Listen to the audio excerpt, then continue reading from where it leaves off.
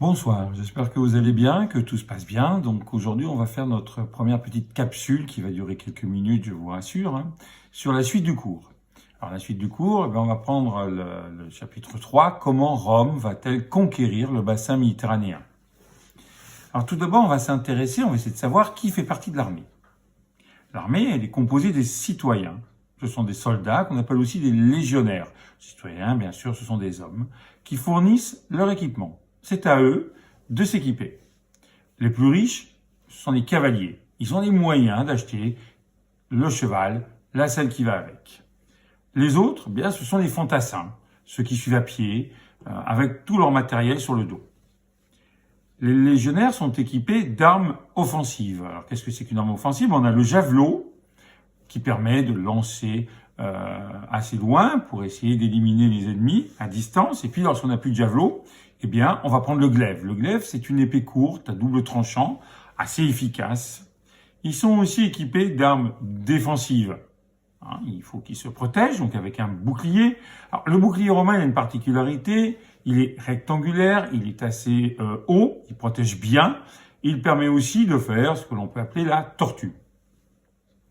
La tunique, elle est souvent faite de cuir. Alors pourquoi de cuir? Parce que c'est moins cher que de se servir de fer, de faire des petites cottes de mailles, qui étaient à l'époque relativement coûteuses. Et le casque qui doit protéger aussi les joues, on voit, ça descend le long des joues, un petit peu comme les casques grecs que nous avons déjà vus.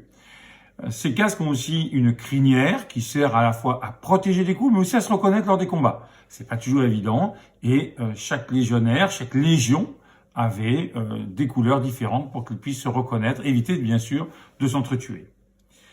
Les soldats romains construisent des camps. Ces camps sont très organisés.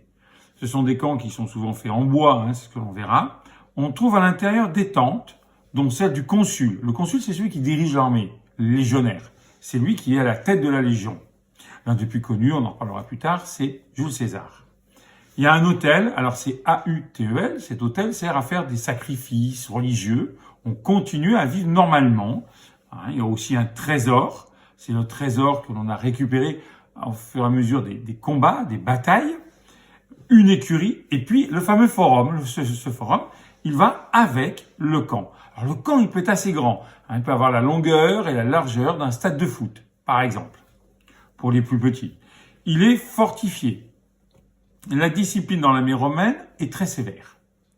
Les Romains font la guerre pour s'enrichir, agrandir leur territoire et aussi se protéger. Ils se protégeaient des ennemis, de ceux qui voudraient les envahir. Les étapes de la conquête méditerranéenne. En moins 300 avant Jésus-Christ, Rome va conquérir l'Italie.